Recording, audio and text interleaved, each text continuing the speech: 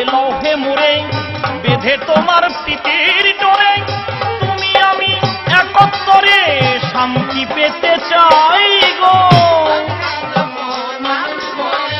তুমি সত্যি যদি ভালোবাসতে তবে কি কামান নিয়ে মারতে আসতে?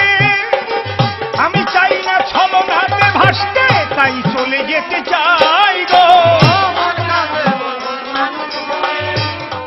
তোমায় মারিতে কামান ধরি নাই, তোমার কলঙ্ক মোচন করতে চাই।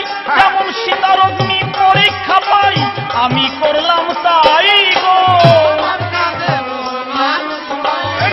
সীতা ব্রহ্মার কাছে ছিল, ছায়া সীতারাম পড়ানো, কোন তুলনা কোথায় বলো? এসব তোমার জানা নাই গো।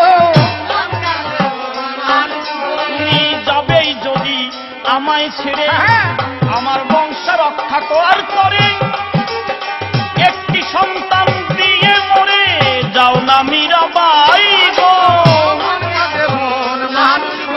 তোমার আশার মুখে পড়িরে ছাই, আমি নিষ্কাম রাজ্যে নিয়েছি ঠাই।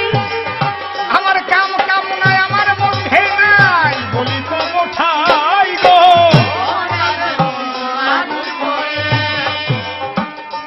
তুমি নূতন একটি বিয়ে করে নূতন বউ আনো গিয়ে ঘরে, ওরে সন্তান জন্মাও তার গর্ভাধারে, তাতে আমার আপত্তি নাই গো।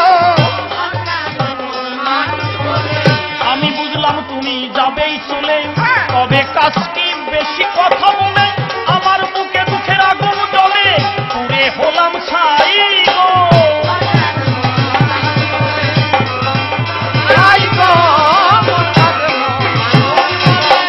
এই জগতে কোনো কিছু চিরস্থায়ী নয়।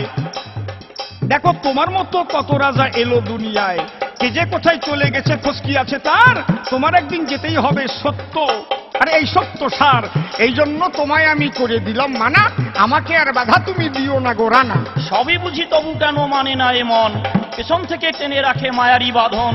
কেমন করে কাটবে বাঁধন, পথ কি আছে তার? জানো যদি বলো মীরা তুমি মমধার। দেখো শ্রীকৃষ্ণ সূর্য সম মায়ার অন্ধকার, যথা কৃষ্ণ তথা নাহি মায়ার অধিকার। কৃষ্ণ কথা কৃষ্ণ চিন্তা কৃষ্ণ ভক্ত সঙ্গ, তার মধ্যেই খুঁজে পাবে ভাবেরই তরঙ্গ।